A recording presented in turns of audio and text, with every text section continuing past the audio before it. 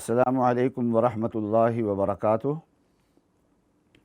الحمد للہ وحدہ والصلاۃ والسلام علی من لا نبی بعدہ۔ اللہم صلی علی سیدنا و مولانا محمد وعلی آل سیدنا و مولانا محمد وبارک وسلم صلاۃ و سلاما کثیرا کثیرا۔ یا رب صلی وسلم دائما ابدا علی حبیبک خیر الخلق کلہم۔ حضرت تھانوی رحمۃ اللہ علیہ کی کتاب حیات المسلمین کا آج کا جو سبق ہے اور 20ویں روح ہے، 20واں مضمون ہے، وہ ہے نکاح کرنا۔ اس کے بارے میں حضرت تھانوی رحمۃ اللہ علیہ نے فرمایا کہ جس مرد یا عورت کو کوئی عذر نکاح سے روکنے والا نہ ہو، اس کے لیے کبھی مصلحت کے درجے میں اور کبھی ضرورت کے درجے میں اصلی حکم یہی ہے کہ نکاح کر لے۔ بہت جامع الفاظ حضرت ثانی رحمۃ اللہ علیہ نے بیان فرمائے ہیں کہ جس آدمی کے پاس نکاح کی استطاعت ہو، کوئی رکاوٹ نہ ہو، تو نکاح کر لینا اس کے لیے بہتر ہے۔ نکاح تمام انبیاء علیہم السلام کی سنت ہے۔ قرآن پاک میں ہے وَلَقَدْ أَرْسَلْنَا مِن قَبْلِكَ رُسُلًا وَجَعَلْنَا لَهُمْ أَزْوَاجًا وَذُرِّيَّةً، کہ آپ سے پہلے ہم نے رسول بھیجے ہیں اور ان سب کی بیویاں بھی تھیں اور ان کی اولاد بھی تھی۔ ہاں، حضرت عیسیٰ علیہ السلام جب تک دنیا میں رہے ہیں انہوں نے نکاح نہیں کیا، گھر آباد نہیں کیا، لیکن جب دوبارہ زمین پہ تشریف لائیں گے تو نکاح بھی کریں گے، گھر بھی آباد کریں گے اور ان کی اولاد بھی ہوگی۔ اور یہ ایسی عبادت ہے نکاح جو جنت سے شروع ہوئی ہے۔ باقی عبادتیں زمین سے شروع ہوئی ہیں، لیکن حضرت آدم اور حضرت حوا کا نکاح جو ہے وہ جنت سے ہوا ہے۔ اور پھر انبیاء علیہم السلام کی سنت ہمیشہ سے یہ رہی ہے، اور پھر یہ ایسی عبادت ہے کہ جنت کے اندر جا کے پھر بھی ہوگی۔ وہاں بھی خاوند بیوی جو ہیں وہ خاوند بیوی ہونے کی حیثیت سے دوبارہ اللہ تبارک و تعالیٰ ان کو اکٹھا کریں گے۔ تو اس سے معلوم ہوتا ہے کہ یہ اللہ تبارک و تعالیٰ کی بہت بڑی نعمت ہے۔ حضرت تھانوی رحمۃ اللہ علیہ نے سب سے پہلے جس حدیث کا انتخاب فرمایا ہے وہ بہت اہم ہے، ذرا اس کو غور سے سنیں اس موضوع پہ۔ یہ معجم اوسط طبرانی کی روایت ہے کہ رسول اللہ صلی اللہ علیہ وسلم نے ارشاد فرمایا مسکین مسکین رجل لیس لہ امرأہ، وہ آدمی جس کی بیوی نہیں ہے وہ مسکین ہے، وہ مسکین ہے یعنی محتاج ہے۔ تو صحابہ نے عرض کیا وَإِن كَانَ كَثِيرُ الْمَالِ، اگرچہ بہت سارا مال اس کے پاس ہو۔ آپ نے فرمایا وَإِن كَانَ كَثِيرُ الْمَالِ، اگرچہ اس کے پاس مال بہت سارا ہو۔ پھر آگے حضرت صلی اللہ علیہ وسلم نے ارشاد فرمایا مسکینۃ مسکینۃ امرأۃ لیس لہا زوج، وہ عورت محتاج ہے جس کا خاوند نہ ہو، جس کی شادی نہ ہوئی ہو۔ یہاں بھی حضرت صلی اللہ علیہ وسلم سے صحابہ نے سوال کیا کہ وَإِن كَانَتْ كَثِيرَةَ الْمَالِ، کہ یا رسول اللہ اگرچہ اس کے پاس بہت سارا مال ہو تب بھی وہ محتاج ہے؟ تو آپ نے فرمایا وَإِن كَانَتْ كَثِيرَةَ الْمَالِ، اگرچہ اس کے پاس مال بہت ہو تب بھی وہ محتاج ہے۔ تو معلوم یہ ہوا کہ انسان کی زندگی کی تکمیل جو ہے وہ خاوند اور بیوی کے ملنے سے ہوتی ہے۔ زندگی کا ایک بڑا حصہ وہ گھر ہے، اور گھروں کی جو آبادی ہے وہ خاوند اور بیوی سے ہوتی ہے۔ کوئی آدمی کتنا بھی مالدار ہو اور کتنے نوکر رکھ لے، لیکن نکاح نہیں کیا، گھر آباد نہیں کیا، تو اس کے مال کی زیادہ افادیت نہیں ہے، وہ مال اس کے لیے سکون کا ذریعہ نہیں بنے گا۔ اور اسی طریقے سے عورت کتنے بھی زیادہ مالدار ہے لیکن نکاح سے خالی ہے اور اس کا خاوند نہیں ہے، تو پھر اس کے لیے نکاح، وہ عورت جو ہے وہ اس کی زندگی نامکمل ہے۔ اس لیے زندگی کی تکمیل جو ہے وہ نکاح سے ہوتی ہے۔ ایک نکاح تو وہ ہوتا ہے جو ابتدائی زندگی میں ہوتا ہے، 20 سال سے لے کے 30 سال کی عمر کے درمیان میں عام طور پہ ہوتے ہیں یہ نکاح. یہ ابتدائی نکاح ہوتا ہے اور یہ بڑی دھوم دھام سے ہوتا ہے، خوشی سے ہوتا ہے، اور کسی کو اس نکاح سے اختلاف بھی نہیں ہوتا اور سبھی خوشی منا رہے ہوتے ہیں اس میں. اور ایک دوسرا نکاح بھی ہے جس میں کسی کو خوشی ہوتی ہے، کسی کو غمی ہوتی ہے، اس کا تذکرہ بھی میں بھی کرتا ہوں انشاءاللہ. تو یہ نکاح جو ہے وہ آج کل 2 طرح سے چل رہا ہے. ایک تو یہ ہے کہ لڑکا اور لڑکی جو ہیں وہ آپس میں ایک دوسرے کو خود پسند کر لیں اور پھر نکاح ہو جائے، اور ایک یہ ہے کہ گھر والے جو ہیں وہ رشتہ دیکھ کے سوچ سمجھ کے کریں. تو وہ خالص جو اپنی پسند ہوتی ہے جس میں خاندان شامل نہ ہو، ایک ایسی پسند جس میں خاندان شامل نہ ہو، تو وہ عام طور پہ مکمل نہیں ہوا کرتا. اس سے نکاح کے مقاصد پورے نہیں ہوتے، اور یہ زندگی کے آخر تک، انتہا تک ایسا نکاح پہنچا نہیں کرتا. تجربہ یہی ہے. ہمارے ہاں تو اتنی آزادیاں نہیں ہیں، یورپ میں بہت آزادیاں ہیں اور کوئی کسی قسم کی قید نہیں ہے، اور وہ لوگ جو ہیں وہ نکاح اپنی مرضی سے جو کر رہے ہیں نوجوان، تو زیادہ تر نکاح جو ہے وہ اس کا انجام جو ہے وہ طلاق پہ ہو رہا ہے. ہمارے ہاں طلاق کا تناسب جو ہے وہ 5% ہوگا، 10% ہوگا، 90%، 95% جو نکاح ہے وہ ہمارے ہاں کامیاب ہوتے ہیں اور زندگی کے انتہا تک پہنچتے ہیں. اور ان کے ہاں اس کا الٹ ہے. تو خاندان کے ساتھ مل کے ہو. اس کے ساتھ ساتھ ایک چیز اور ذہن میں رکھیں کہ شریعت نے اس چیز کی بڑی تاکید کی ہے کہ نکاح میں جس کا نکاح کرنا ہے آپ نے، جس کی شادی کرنی ہے، اس کی مرضی بھی بیچ میں شامل ہونی چاہیے. لڑکا ہے تو اس سے پوچھ کے بھی کرنا چاہیے، اور لڑکی ہے اس سے پوچھ کے کرو. رسول اللہ صلی اللہ علیہ وسلم نے اس کی بہت تاکید فرمائی ہے. ایک لڑکی نے رسول اللہ صلی اللہ علیہ وسلم کی بارگاہ میں عرض کیا کہ یا رسول اللہ، میرے والد نے میرا نکاح کر دیا ہے لیکن میری مرضی اس میں شامل نہیں ہے، بغیر مرضی کے نکاح اس نے کر دیا ہے. تو رسول اللہ صلی اللہ علیہ وسلم نے فرمایا کہ لڑکی کی مرضی کے بغیر جو نکاح کیا گیا ہے وہ نکاح منعقد نہیں ہوا. تو حضرت صلی اللہ علیہ وسلم نے اس نکاح کو ختم فرما دیا. تو اس لڑکی نے یہ کہا کہ میں اپنے والد کے پسند کو پسند کرتی ہوں، نکاح کو قبول کرتی ہوں. میں نے تو حضرت صلی اللہ علیہ وسلم کے سامنے یہ مسئلہ اس لیے رکھا تھا تاکہ یہ مسئلہ امت کے لیے حل ہو جائے. تو صحابیات جو ہیں وہ اس وقت کتنی بڑی فقیہ تھیں کہ یہ کیس دائر کیا ہے، رٹ دائر کی ہے تاکہ قانون واضح ہو جائے. تو آج کل تو ہمارے یہاں بڑے بڑے بیرسٹر ہوتے ہیں، وہ اس قسم کا کام کرتے ہوتے ہیں. وہاں ایک خاتون جو ہے وہ یہ کام کر رہی ہے. تو بہرحال لڑکا اور لڑکی کی جو پسند ہے وہ پہلی ترجیح ہے، اور خاندان کو یہ مناسب نہیں ہے کہ ان کی مرضی کو چھوڑ کر اپنی مرضی ان کے اوپر مسلط کریں. اگر ان کی مرضی کو اختیار کیا جا سکتا ہے اور اس میں کوئی خاندانی طور پہ رکاوٹ نہیں ہے تو پھر اس کو اختیار کرنا چاہیے. ایک نکاح تو یہ ہوتا ہے.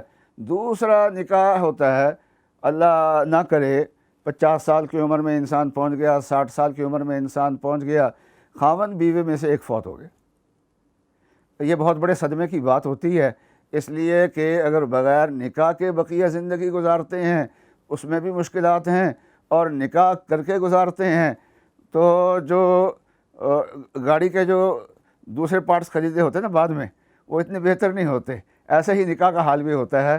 تو وہ نکاح اتنا زیادہ زندگی کے اندر کامیابی لے کے نہیں آتا جتنا پہلا نکاح ہوتا ہے. تو نکاح کرنے میں بھی مشکلات، نہ کرنے میں بھی مشکلات. پچھلے زمانے میں ہندوستان میں ہندوؤں کے ہاں یہ رواج تھا کہ بیوہ کا نکاح نہیں کیا جاتا تھا. اس کا اثر یہ تھا کہ بیوہ کے نکاح کو مسلمانوں کے اندر بھی عیب سمجھے جانے لگ گیا.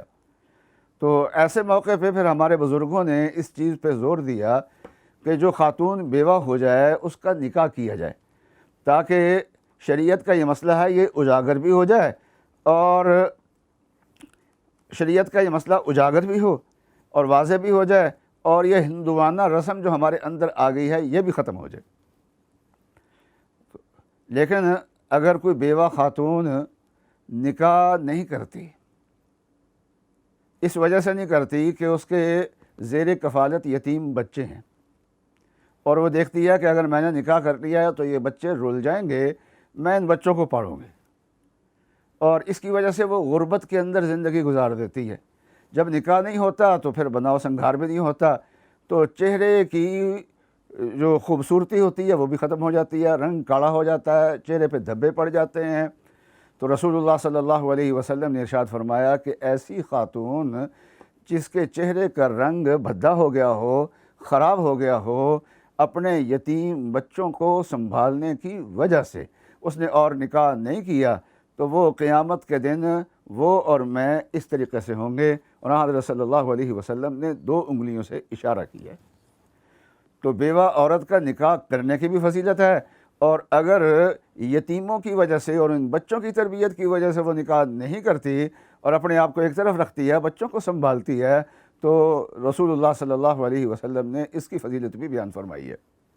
اسی طریقے سے مرد بھی کیا ہے، پہلی خاتون سے کتنے ہی اس کے اچھے تعلقات ہوں، کچھ بھی ہو، لیکن بہرحال انسان کی زندگی جو ہے وہ مکمل جو ہوتی ہے وہ بیوی سے ہوتی ہے، اور خاتون کی زندگی وہ مکمل ہوتی ہے وہ خامند کے ذریعے سے ہوتی ہے۔ تو اولاد کتنی بھی خدمت کر لے، اولاً تو بہوؤں کے پاس اتنی فرصت نہیں ہوتی کہ وہ خدمت کر سکیں، پھر وقت گزرنے کے ساتھ ساتھ جوں جوں عمر بڑھتی چل جاتی ہے، ذوق بڑھتا چل جاتا ہے، تو پردے کی خدمات بھی آ جاتی ہیں بیچ میں، اور وہ خدمات جو ہیں وہ بیٹیاں اور بہو اور گھر کی اولاد نہیں کر سکتی۔ تو اگر اس نے نکاح کیا ہوا ہے تو وہ نکاح اس موقع پہ اس کے کام آ جاتا ہے۔ اس لیے ایسے نکاح جو ہے تو یہ لیکن کوئی 50 سال 60 سال کی عمر میں نکاح کر لیتا ہے تو پورا خاندان جو ہے اس کو عیب کی نگاہ سے دیکھتا ہے، بری نگاہ سے دیکھتا ہے۔ یہ وہ نکاح ہے کہ جس پہ خاندان خوشی نہیں مناتا، تو اس میں بے اعتدالیاں ہوتی ہیں۔ ایک تو یہ ہوتا ہے کہ جو مرد ہے وہ رشتے کی تلاش میں بے اعتدالی کر رہا ہوتا ہے، اپنی عمر کا تناسب نہیں دیکھتا، نوعمر لڑکی کی تلاش کرتا ہے اس موقع پہ، یہ بھائی تیری عمر زیادہ ہے تو اپنی عمر کے تناسب سے کوئی رشتہ تجھے دیکھنا چاہیے، اور ایک تو وہ یہ نہیں ہوتا۔ دوسرا یہ ہے کہ گھر والے چونکہ ساتھ نہیں دے رہے ہوتے تو اس لیے اس کی گھر والوں سے لڑائی ہو جاتی ہے، اس لڑائی کے ساتھ وہ کرتے ہیں۔ تو ظاہر بات ہے کہ جس رشتے میں گھر میں پہلے سے لڑائی پیدا ہو جائے وہ رشتہ انجام تک نہیں پہنچا کرتا، اس لیے وہ انجام تک نہیں پہنچے گا۔ اور 60 سال کی عمر میں پہنچ کے جب وہ نکاح کرتا ہے دوسرا، تو یہ سمجھتا ہے کہ میں بڑی عمر کا ہوں، اپنا رشتہ خود تلاش کروں گا، خود بات چیت طے کروں گا، سارے کام میں خود طے کروں گا۔ یاد رکھیے، خاندانی طریقے سے ہٹ کے 60 سال کی عمر میں بھی اگر نکاح کرتا ہے تو وہ نکاح انجام تک نہیں پہنچ پاتا، وہ صحیح نہیں ہوتا۔ تو اگر گھر والوں کو مطمئن کرے، اپنی اولاد کو مطمئن کرے، اور مطمئن کر کے اس کی بیٹیاں، اس کی بہویں وہ مل کے اگر رشتہ اور تلاش کرتی ہیں تو پھر یہ ہے کہ وہ رشتہ جو ہے وہ امید ہوتی ہے کہ وہ نبھ جائے، آگے یہ رشتہ چلے، تو خاندان کو ساتھ ملا کے کیا جائے۔ ایسے موقع پہ ایک ضرورت یہ ہوتی ہے کہ جب نئی بیوی آ جاتی ہے تو مال کی تقسیم میں اور وراثت کی تقسیم میں جھگڑے کھڑے ہوتے ہیں۔ تو اگر آدمی اپنی وراثت کا بیشتر حصہ تقسیم کر لے، کچھ اپنا حصہ رکھ لے، اور باقی بیشتر حصہ اولاد میں تقسیم کر کے پھر دوسرے نکاح کا سوچے، تو ایسے موقع پہ پھر گھر کے اندر اشکالات زیادہ پیدا نہیں ہوتے، ورنہ آنے والی جو ہے اس کی وجہ سے کوئی نئے مسئلے بھی کھڑے ہو جاتے ہیں اور نئے جھگڑے بھی کہیں نہ کہیں کھڑے ہو جاتے ہیں۔ تو یہ تو نکاح کے بارے میں نے عرض کیا تھا کہ حضور نے فرمایا کہ جس کا نکاح نہیں ہے، مرد ہے تو وہ محتاج ہے، عورت ہے تو وہ محتاج ہے۔ شروع زندگی کا مسئلہ بھی یہی ہے، آخر زندگی کی صورتحال بھی یہی ہے، دونوں صورتوں میں نکاح کی بہرحال ضرورت ہوتی ہے۔ حضرت صلی اللہ علیہ وسلم کے چند ارشادات اور آپ کو سنا دیتا ہوں۔ رسول اللہ صلی اللہ علیہ وسلم نے ارشاد فرمایا، یا معشر الشباب من استطاع منکم الباءۃ فلیتزوج، کہ اے نوجوانوں، جو تم میں سے نکاح کے خرچہ پورا کر سکتا ہو اس کو چاہیے کہ شادی کر لے، اس کے بعد خرچہ ہو تو اس کو چاہیے کہ شادی کر لے۔ شادی جو ہے وہ گھر والوں کو ساتھ ملا کے کی جاتی ہے، لیکن بعض جگہ یہ صورتحال یہ ہوتی ہے کہ لڑکا ہے، جوان ہے، صحت مند ہے، کماتا بھی ہے، تجارت بھی کرتا ہے یا اچھی جاب ہے اس کی، اور گھر والے ٹال مٹول سے کام لیتے رہتے ہیں، اور وہ بس اس کی آمدن کھائی جائیں گے اور اس کا نکاح نہیں کریں گے جلدی، تو ٹال مٹول سے زیادہ کام لیتے ہیں۔ تو اصل تو ماں باپ کی رضامندی سے ہی کرنا چاہیے، انہی کو آگے کر کے ہی نکاح کرنا چاہیے، لیکن جب انسان محسوس کرے کہ یہاں میرا نکاح نہیں ہو رہا تو پھر ایسے موقع پہ وہ از خود اپنا نکاح کر لے تو وہ شرعاً ناپسندیدہ نہیں ہے۔ تو اس کے پاس حضور نے کیا فرمایا کہ تمہارے اندر نکاح کے اخراجات کی طاقت ہو تو پھر تمہیں نکاح کرنا چاہیے، اور اگر نکاح کے اخراجات کی طاقت نہ ہو تو پھر فرمایا کہ روزے رکھو۔ اگر جوانی زیادہ ہے اور زوردار جوانی ہے تو اس کو چاہیے کہ روزے رکھے، اور روزے رکھ کے اپنی جوانی کو کم کرے۔ اللہ اکبر۔ یہ نکاح جو ہوتا ہے اس سے گھر آباد ہوتا ہے، اور حق تعالی شانہ نے 3 فائدہ بیان فرمائے ہیں نکاح کے۔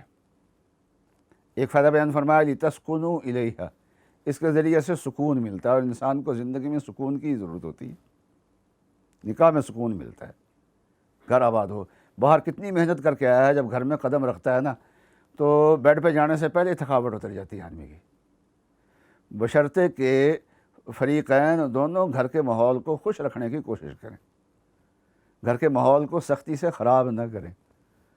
تو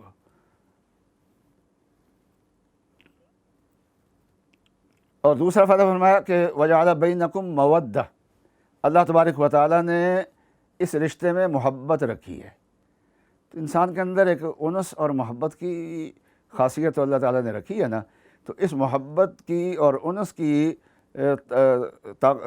تقاضے کو پورا کرنے کے لیے اللہ تعالیٰ نے سب سے بہترین چیز نکاح رکھا ہے، نکاح ہے۔ اور تیسرا فرمایا ورافہ، کہ آپس میں ایک دوسرے کی خیر خواہی ہوتی ہے۔ علماء نے فرمایا کہ جب جوانی ہوتی ہے تو محبت کا غلبہ ہوتا ہے، اور جب عمر ڈھل جاتی ہے تو پھر خیر خواہی کا غلبہ ہوتا ہے۔ بڑی عمر کے 50 سال 60 سال کے ہو گئے ہیں خاوند بیوی، اور اس سے زیادہ عمر کے ہو گئے ہیں، تو وہ جوانی والے تقاضے تو وہ رہے نہیں ہوتے زیادہ، لیکن اس کے باوجود دونوں ایک دوسرے کے خیر خواہ بہت ہوتے ہیں۔ اور اگر یہ نکاح نہ ہو، جیسے یورپ کا ماحول ہے، تو عورت کی جب زندگی ڈھلتی ہے تو اس کو پوچھنے والا پھر کوئی نہیں ہوتا۔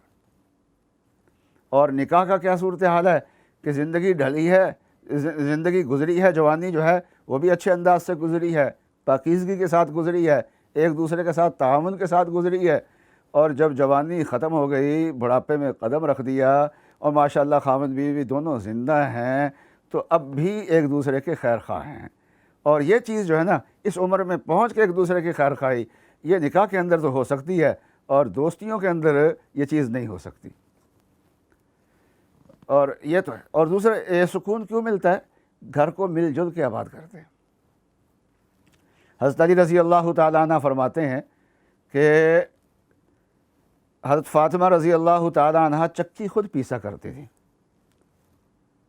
اور اس کی وجہ سے ان کے ہاتھوں میں اثر آ گئے تھے، اور مشکیزہ پانی کا خود بھر کے باہر سے لاتی تھی، اور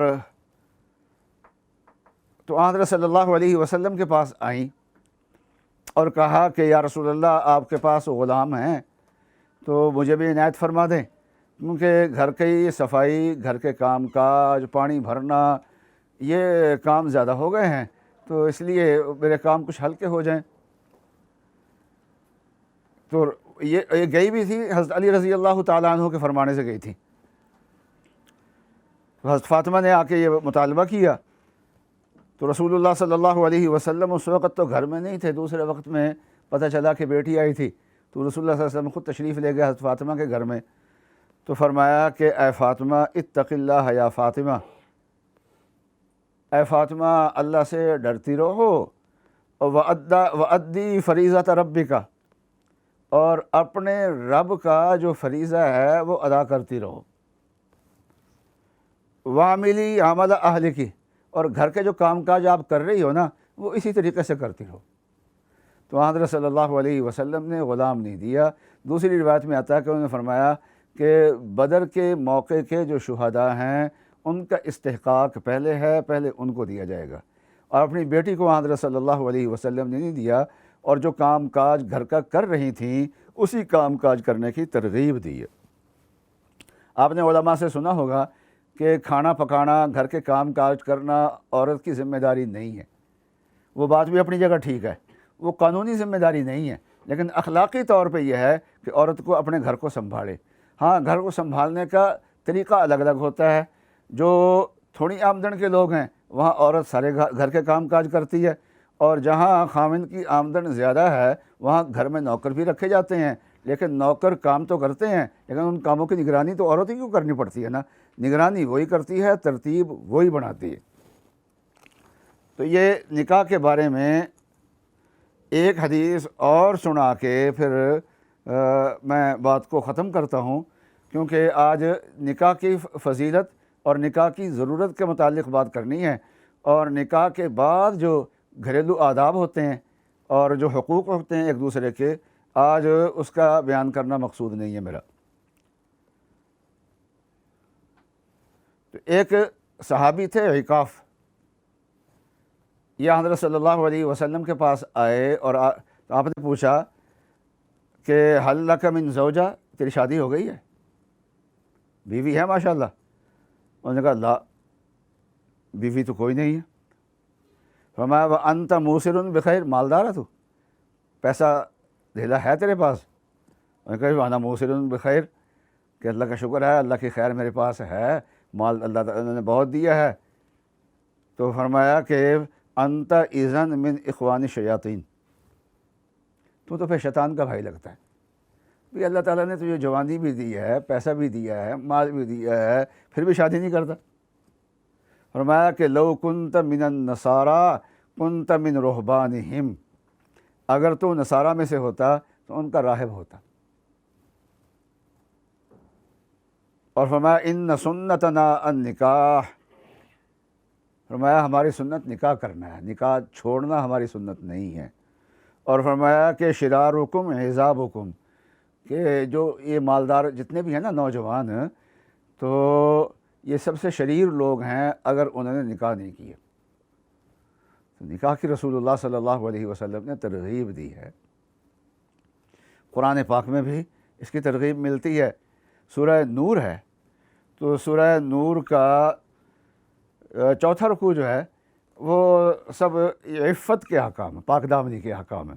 قل للمؤمنین یغضوا من ابصارہم وقل للمؤمنات یغضضن من ابصارہن، اور اس کے آگے ہے اپنے والدین کو کہا گیا وَأَنكِحُوا الْأَيَامَ مِنكُمْ وَالصَّالِحِينَ مِنْ عِبَادِكُمْ وَإِمَائِكُمْ، کہ اپنے خاندان کے جو لڑکے ہیں اور لڑکیاں ہیں ان کی شادیاں کرو، اور یہ نہ غور سوچو کہ تنگ دستی ہے، مال نہیں ہے، نہیں، مال خود بخود آ جائے گا، اللہ تعالیٰ ان کی قسمت کی چیز ان کو دیں گے۔